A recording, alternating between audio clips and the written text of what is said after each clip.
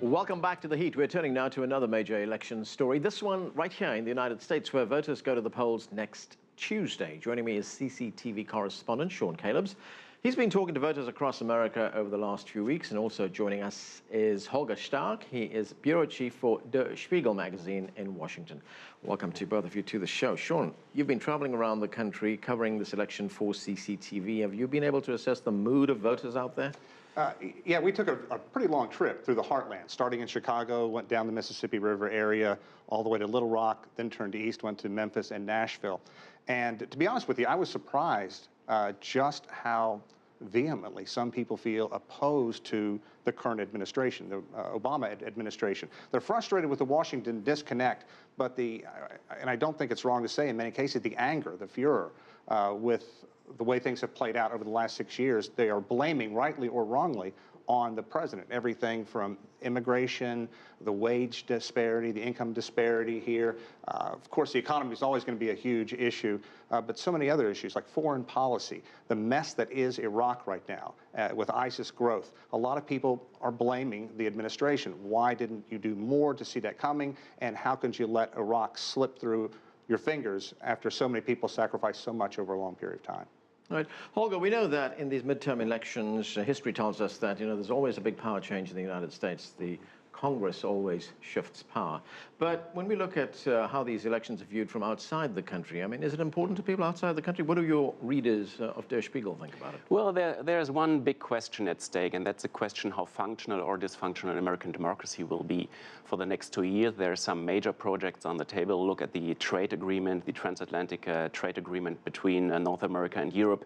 This is something that needs approval by Congress. And how would the government accomplish such a deal without approval through the Congress? Because a Republican majority would block it, no question. Then there's a question how to proceed in Syria and Iraq. So there are major foreign policy questions at stake, and that's the great question mark behind next Tuesday.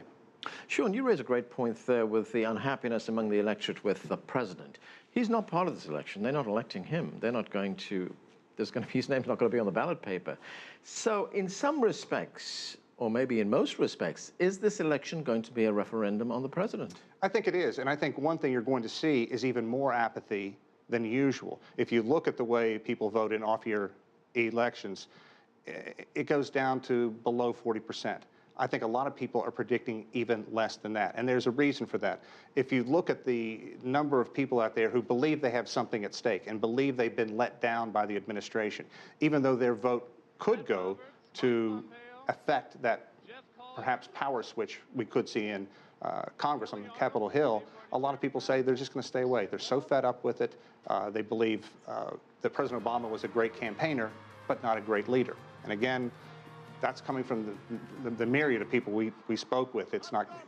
To me, it was just almost stunning to see how many people blamed the president for the whole host of woes. And it's also interesting, my colleague talked just a moment ago, President Obama remains very popular internationally, but here at home, quite different. Holger, if we believe the predictions of the election polls right now, it would indicate that the Republicans would take control of both houses in Congress. They already control the House of Representatives, but they could take the Senate as well. And if they do, what kind of impact will that have on foreign policy? Well, look who's a Republican nowadays. That's a strong bloc controlled by the Tea Party. They do not have any interest in accomplishing anything at all. So their interest is blocking policy. So I would say foreign policy for the next 2 years wouldn't move a lot. It would be basically pretty much blocked because the Tea Party has no interest in going nowhere, at least not with the Europeans, but probably also with the foreign policy in Syria. So I would expect Obama to be a pretty lame duck in those next 2 years. Right, Sean, here's an interesting thing that's happening in the country right now. We've seen economic growth of 3.5%. And we often hear, elections, no matter what they talk about, it's always about the economy. So 3.5%, that's not too bad. But how does one explain then what the Guardian newspaper calls this disjunction between economic performance, the president's economic performance, and political success? I think we have to look at who is making the money right now. The wage disparity, the income disparity in this country has never been greater. At least it hasn't been greater in such a long time. And you look at the people living below the poverty line, people who had good jobs before the recession came. And now a lot of those people who had a good job, may be working 2 or 3 minimum wage jobs. Secondly, there are still 5 states that don't even recognize a minimum wage. They can pay whatever they want. President Obama has made it clear he wants to push for a minimum wage of $10.10 an hour. But if the GOP takes the Senate, that's simply not going to happen.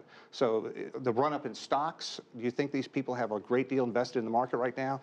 Absolutely not. So there's a lot of frustration with people who believe that they just missed the recovery. Right, and you did a lot of reporting on this in one particular state, that was in Arkansas? Yeah, we did some in Arkansas and some in Nashville. Tennessee is one of the 5 states that does not have a minimum wage. In Arkansas, actually Bill Clinton's hometown of Little Rock, we went to the state fair there and talked to people about how do you make ends meet? And a lot of these people are farmers or blue-collar workers, and they either know someone who's been laid off, they've been laid off, they've been a farmer, and the difference between profit and loss is always a razor-thin margin for those people. And secondly, they say there's no way somebody can set out and be a small farmer anymore. Those days are gone. So you're losing a big part of the American backbone, and it's very frustrating to these people as they watch the so-called 1%ers get more and more wealthy and have more and more say. Right. Holger, after this election, the president could be free to take some kind of major foreign policy step, or even steps, if that may be the case. He's trying to leave a legacy, trying to leave some history behind. Any chance of that happening, and where do you see that happening? I don't think so. Look what's coming up next. That's the Iran question, nuclear talks at the end of November. That's a crucial deadline. Obama would need to lift the sanctions, the approval by Congress. I don't know if he will ever achieve that. That's one of his major goals. Look, Syria and the ISIS conflict. What happens if they need troops on the ground? Obama is now operating under an authorization from September 2001 because he didn't want to ask Congress again. Would he get an approval by Congress controlled by Republicans if it's necessary to send troops into Iraq or into Syria? I don't think so. So it could be that he now tries to be deliberated, but I think it's more the opposite, that he will not achieve a lot. Right, and how does the outside world look at things like the war on ISIL that the president has declared, which you just referred to? Will they be looking for any indications of where it's going in terms of how this election falls out?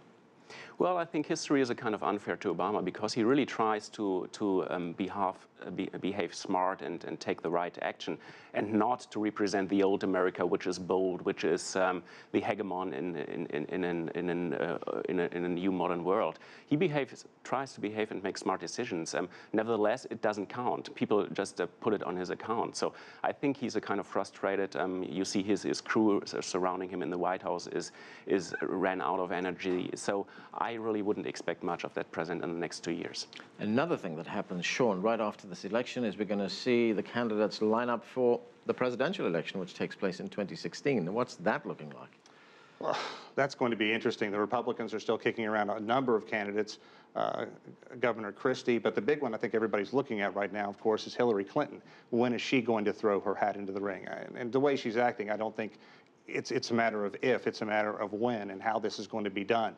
And in the U.S., Iowa is a critical first stop. Right. And you remember when she ran against Obama, she was defeated in Iowa. So she has to go back there and mend some fences. But one thing that is looking at the outside in is just the obscene amount of money that the United States spends on all these elections. We're talking about crazy amounts of money in this off-year race. So imagine what it's going to be like in 2016. Of course, we're going to break another record. Of course, lobbyists are going to find ways to skirt the laws that allow them to shovel money into these candidates' pockets. So it's going to be ugly, it's going to be long, and of course, we'll cover every bit of it. Okay, gentlemen, we're going to have to leave it there. Thanks for joining us.